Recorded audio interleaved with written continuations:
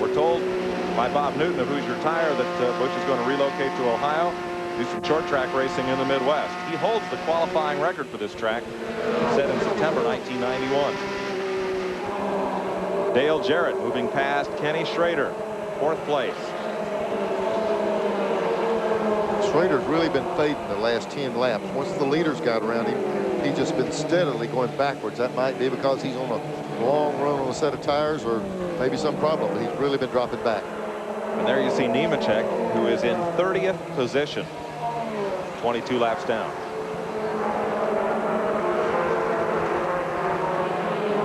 Chuck Bown and Ricky Craven. There's Chuck in the Nescafe Pontiac, and Craven trying to drive up under him and into 11th place, and does.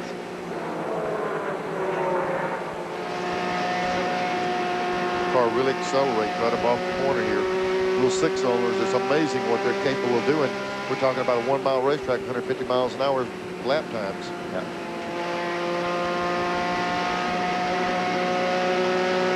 3 seconds now is the advantage for Todd Bodine. He is really stepping it out over Larry Pearson. And Chuck Bown now has Terry Labonte right behind him, as you see out the back window of Ricky Craven's car.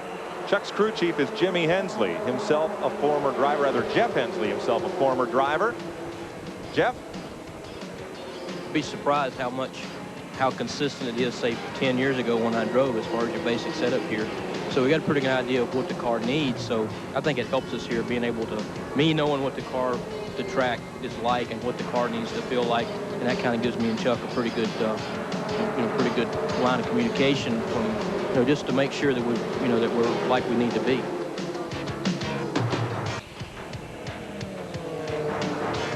.56 laps to go. Terry Labonte and Shauna Robinson have made pit stops, and Kenny Schrader has coasted his car into the garage area with a faulty oil pump and out of the race. There are a couple of ex-modified guys going at it, Jimmy Spencer and Todd Bodine. You see Earnhardt in the front part of that picture there. He's almost ready to get lapped now. 7-car Gant down the infield, down the apron. Randy Pemberton? Well, Kenny Schrader climbs out of the car. Kenny, you had a heck of a run going. What happened? I don't know. I just got to open it up and look. Something quit inside.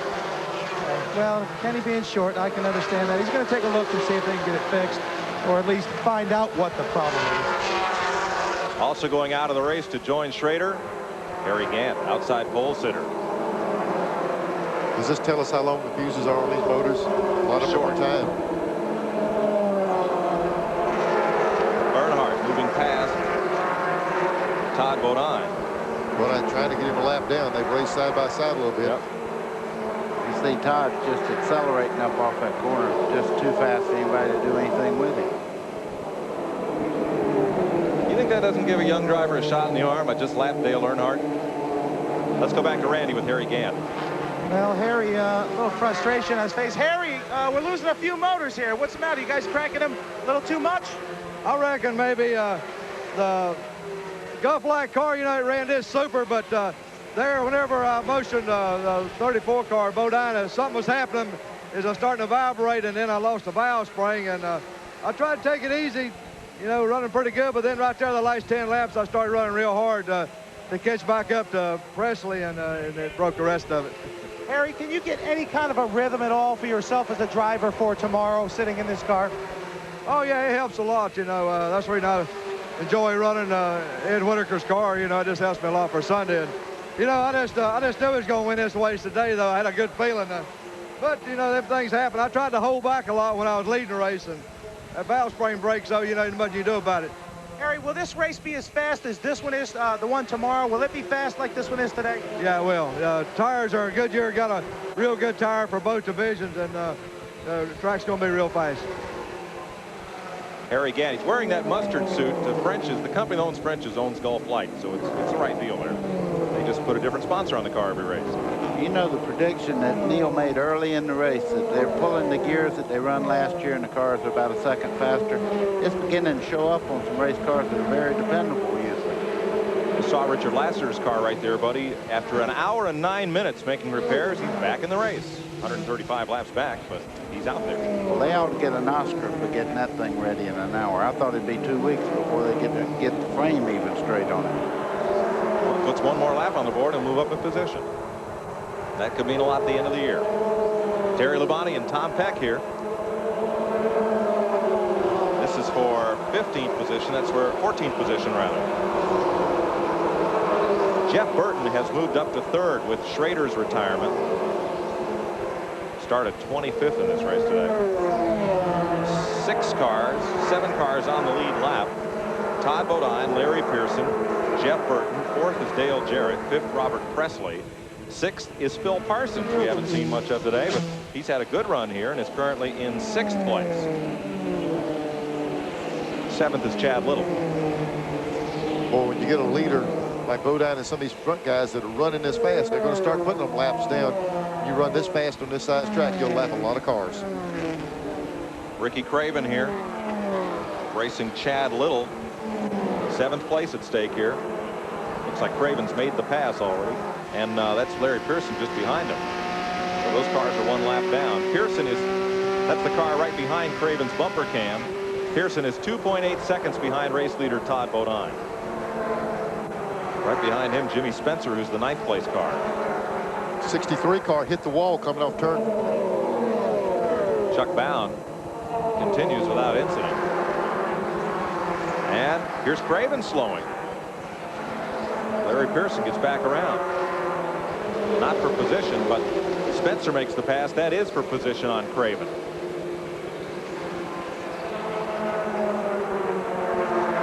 So something has happened to Ricky Craven. And now Chuck Bound, after bouncing off the wall, well, you see that damage on the right side. It pancaked that one pretty good. Boy, coming up off turn 4, just got right out in the outside wall. He kept it straight. Boy, he did a lot of damage to the car. Chuck was 12th at the time of the incident. Neil, you see how flat that side is? Well, those wheels, it moves them over towards the inside of the car, and that really messes up the way the car drives the rest of the day. Boy, the jack fell of all things, and he dropped the car without any wheels on it, but that's the least of their problems. Yep. Jeff Hensley up on the right front.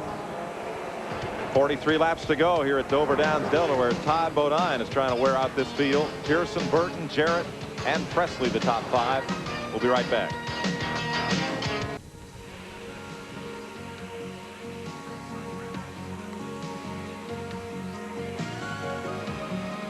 This is not Dale Earnhardt's new ride, but it's a way a lot of folks get some relaxation and a way of making a living here in the Delaware Bay. At a considerably faster pace, Todd Bodine's making a living here near the Delaware Bay, but he's doing it about 150 miles an hour. Last lap on Bodine, 24.9 seconds. That's incredible. I don't know how he's keeping that pace that fast. The pace we got to worry about now, we're going to check in the pits with some of the guys and see where we stand on this going the rest of the way without having to stop for fuel. Our guys are scrambling around that, and we'll find out shortly. See how many of these lead cars have to stop before this is over. Only 3 cars out of the race officially. That's Rick Wilson. Chuck Bound almost slapped the wall again in turns 3 and 4 that time by. Yeah, when you damage a car like that, the driving goes away also, and it's hard to drive one like that. Look at Todd just go under. I mean, this 29 car of Phil Parsons. Phil Parsons is a good race car, but he's just handling so well. He's just sailing right on by. He's running 6th. Yeah, he was on the lead lap until just then. When you got him down, stomp him. I guess. Earnhardt him. Yeah. You know, Todd's first win came here, and some folks thought it was a fluke. It came under caution. Davey Allison and who was it? Ernie Irvin both either broke or ran out of gas on the caution. Some folks thought it was a fluke, and I think no, you got to be in a position to win. No matter what happens to the other guys, you've got to have your car in a position to win. He went to victory lane. If anybody thought that was a fluke, this one bears no relation to it. You do not look into any type of NASCAR win. Busch, Winston Cup, whatever. You put out a pretty good effort that day when you win, whatever the circumstances. Look at that. Does that look like a winner to you? Looks like a tired guy here. You should see the guys that lost. Kind of like being in a bad fight. Dover Downs celebrates its 25th anniversary. What's that definition of luck where preparation meets opportunity? And you dodge the wall. Yeah. Richard Petty said it often. You got to put your car in a position to win, and circumstances will dictate the rest. Looking at that picture of Todd, you know, the perfect race car is one that just annihilates itself at the end of the race. Same with the driver. If he's tired, he give 100%. Look, he's about to lap Robert Presley, the 5th place car. And now watch Parsons in the white number 29 car. He sees this coming and may try to follow Bodine around Presley and pick up that spot. While this is going on, we were questioning if they could make it or not. They say Todd Bodine will have to come in lap 185. We get word the 8 car might possibly coming in this lap. We just have to see if they're telling us the truth or not, see if it plays out that way. Bodine leads 7.5 seconds as he moves up to lap the 5th place car of Robert Presley. Tommy Houston on pit road. The 3rd place car, the number 8 car, here we see him turning down pit road. They monitored him, said he was coming in. That's Jeff Burton, who's been one of the quickest cars on this track all day long. Started 25th and has moved up as high as 3rd. Here's Glenn. Well, Jeff Burton likes this racetrack very well. He brings the Baby Ruth Ford into the pits. They're going to change the right side tires. Gil Martin, Kip McCord, direction crew, go to work on the car. They've got it jacked up and putting in fuel. They don't need a whole lot of fuel to finish out here. Right side tires, mainly what they need. Everybody out there is on worn tires. He's down and away. That's a good pit stop. 13.4 seconds for Jeff Burton. Tommy Houston also made a stop. And here's Dale Jarrett. Jarrett is 1 lap down. It moved up to 3rd place. We talked about the big increase of speed at this racetrack. When you're sitting on pit road and they're running 150 miles an hour, you're losing some kind of time. So it's critical getting in and out of these pits. 11.7 second stop for Jarrett. Well, you're seeing Jarrett go out there. I mean, that speed limit down that front straightaway, the stop is not nearly as time consuming as when you try to go down through there and you can't run for 45, 50 miles an hour. Joe Bessie, the AC Delco Oldsmobile on pit road, one of the rookie contenders. Bessie in 22nd place, taking on left side tires. They're saying lap 185 on Todd Bodine, which means we're 10 laps away from him having to come in. There's Presley down pit road. Neil, I got to think everybody's going to have to stop. I mean, they just have to. These cars all get pretty much the same gas mileage, so everybody's going to have to stop. Sammy Swindell stopping for gas only, getting back out. Now Robert Presley. Ricky Pearson and crew putting right side tires on.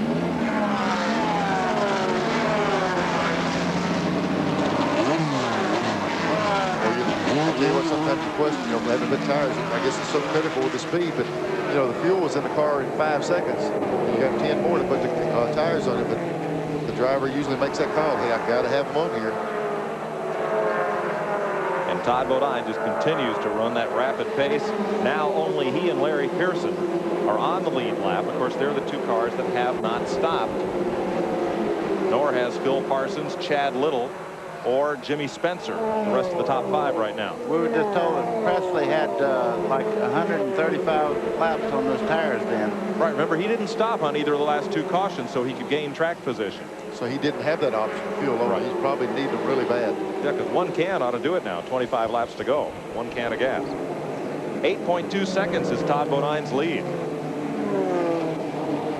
Wonder if he could come in and get gas and get out. No, not with a speed limit, not under green, and still keep that lead. Now, you know, what's critical here, he's leading. What gets these things upset is one guy to pit, and then the caution come out. It turns everything upside down. So nowadays, you'll see these guys stretch them just as long as they can. Now, what they'll do, they'll check and see what Presley's doing as far as lap times. We'll find out in a moment. Also, we'll find out if Todd Bodine and Larry Pearson need to make pit stops. 22 laps to go at Dover Downs. Looks like it's going to be a cliffhanger. Stay with us.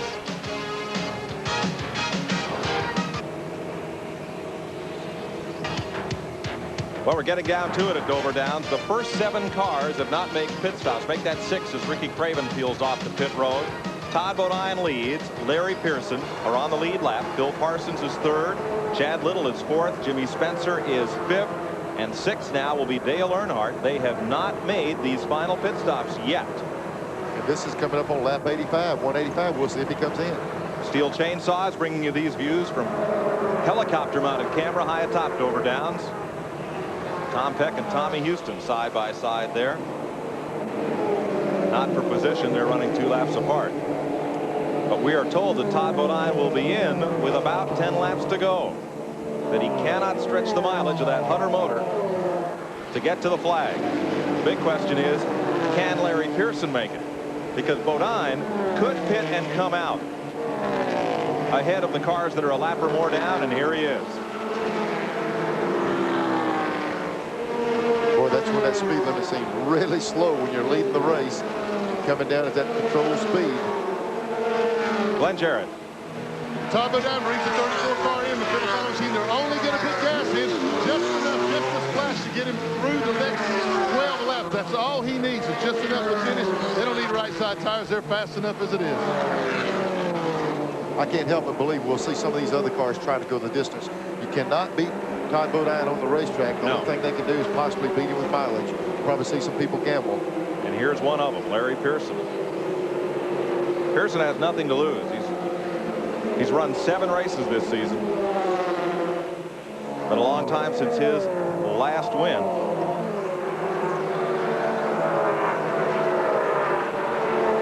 He led up at Daytona in the Goodies 300 in February, right now. but he will pit.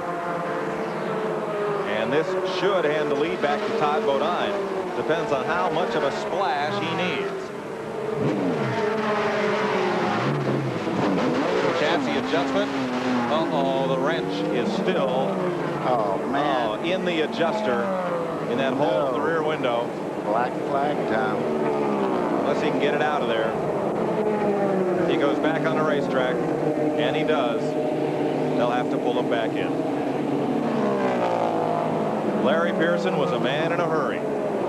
They have a number up on the flag stand. There'll be a black flag when he comes back by. That's a shame. This will cost him not only a shot at the win, but likely a top 5 finish. There you go. You see the wrench up in the right rear window of the car. Big ratchet up there, and they're going to make him come in and take it off. Now, why not extend the jacking bolt up to the bottom of the window so you don't need to run that long extension down there, Neil? Because the rule says it has to be the jack wrench cannot extend out through the window. You've got to have some kind of extension to go down in there. They cannot be exposed past the top of the windshield, so they have to have something to go on in there further. Hope that's a Stanley tool. Get some mileage out of that. Mike Wallace is in. And Phil Parsons is the leader. Remember, he had not made his pit stop. Todd Bodine is in 2nd place. Out comes the wrench. And off goes Pearson. Boy, they had a good run going. Just a little bitty glitch like that can really cost you. There's a 29 might come in. He'd been right in the front. He was the leader. And he's out of gas. You see him spraying ether into the carburetor. Is that Cliff Champion? Yep. Boy, lucky one cranks that quick when it runs out of fuel. That ether down inside that intake really helped him get it fired off. Neil, as you well know, that's really hard on a motor that's hot and shoot ether in it like that. Todd Bodine, as he goes into turn 1, will take the lead once again. 8 laps to go. Phil Parsons is 2nd, and Chad Little is now the 3rd place car. He has not stopped. Jimmy Spencer is 4th. Dale Earnhardt is 5th. They have not stopped, except for Bodine. The first car that has made this last pit stop is now Jeff Burton in 8th place, and Larry Pearson is 9th. Earnhardt's out of gas. Earnhardt ran out of gas going down the front straightaway. He's coasting down in turn 1. That's a long way to go to get back. I think you see the top, the guys that couldn't beat him, they were going to stretch him and try to go. There's a 64 come down pit road running 3rd. Spencer, after some of them started running out, he came in. I don't think Earnhardt's going to make it around. It'll be tough. And there's really no place to pull off on that back straightaway out of harm's way completely. He coasts it back down onto the flat. Now there's an access road. But he's got his arm over on the bar. He knows it's over for the day as far as him having a, exactly, a very hard, long ride there. Just 5 laps to go. And by the time he gets around and gets some fuel in, it'll be over. And there is Chad Little. Mark Rippon car right now in second place. Earnhardt does make it to pit road. Chad Little's had a really good run. Here we go. This car's out of fuel. We'll see if they can get it cranked off. Hard to start when I'm back with the leader up here in the front. Bodine's really driving away from them. Earnhardt gets gas and gets fired up. He moves down pit road back into the race.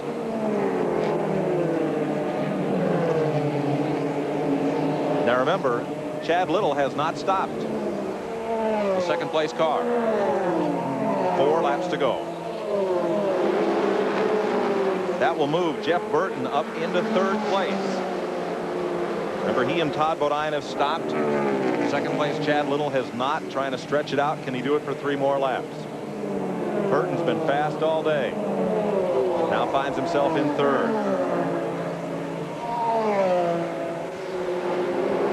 Phil Parsons with that pit stop dropped to 5th behind Dale Jarrett. Steve Grissom down on the apron, out of gas. Well, I tell you, here you are with just 2 or 3 laps to go. You say, well, surely to make it that far, but these guys are running them out. The big question mark now is Chad Little. 2 laps to go. There's Little right behind Larry Pearson. He's going to have to draft clouds and butterflies to get these last 2 laps in. Uh-oh. Looked like it quit right there. It did. No, it got it going again. It picked up some fuel in the corner. I guarantee you it's on the fumes. White flag's out for the leader. Well, if he takes the white flag, he can finish no worse than third. Todd Bodine is the young man on a mission. He kind of backed into a win here, his first at Dover Downs, but in this one, he has decimated the competition. There's nobody on the racetrack he hasn't passed today, and he'll give Frank Cece and Scott and Todd Welliver a victory here at Dover Downs. The GM Goodwrench Delco Battery 200. Not only did Chad Little take the white flag, he's going to make her all the way. Chad Little driving for Redskins quarterback Mark Rippon in the Bayer Aspirin car comes home for second, and Jeff Burton for Phil Martocci in the Baby Ruth Ford will be third. Todd Bodine picks up the victory with a margin of 13.5 seconds. We'll meet him in victory lane when we return to the Monster Mile. Dover Downs, 5th career win for Bodine. We'll be right back. Exclusive coverage of the GM Goodwrench Delco Battery 200 on the Nashville Network has been brought to you by Smooth Busch Beer and easy drinking Busch Light.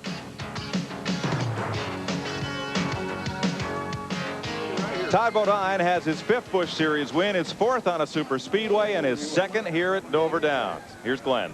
Well, he just got a big hug from his sister-in-law and then his wife. And Todd, I want to say one thing now. I hate you had such a hard day, such an ill-handling race car. I tell you, it makes it tough when you got a BW Bobby Wellman chassis, then you put a Ron Hutter motor in it, you got a Carolina race car's body with Goodyear tires. What more can you ask for? Did you ever really think that you weren't going to win as good as that thing was going? It was too good to be true. I couldn't believe it. High, low, it didn't matter where I wanted to go. This Fiddle Faddle Chevrolet was rolling. That's the least I've ever worked in my life. Well, you had a little help from your older brothers too. Oh yeah, we had Jeff down in turn 1 and 2 spotting, and Brett was up on our track for our truck for 3 and 4. They helped me guide me through the traffic and just stay out of trouble. Well, and stay out of trouble he did. 3 Bodines against the rest of the field. It wasn't really fair. Randy? Right here, back. Come on. We've got Chad Little sitting here. Excellent run, great strategy. Nice day for you, Chad. Oh, real good day. You know, I can't say enough good things about our crew. They did a good job.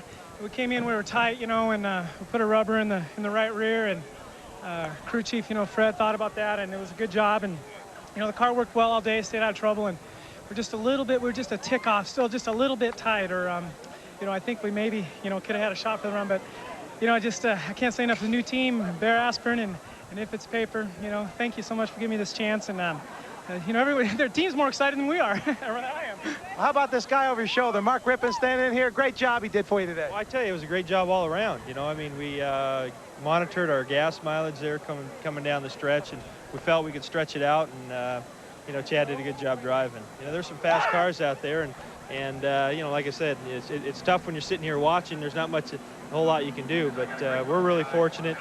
Bear Select and If It's Paper was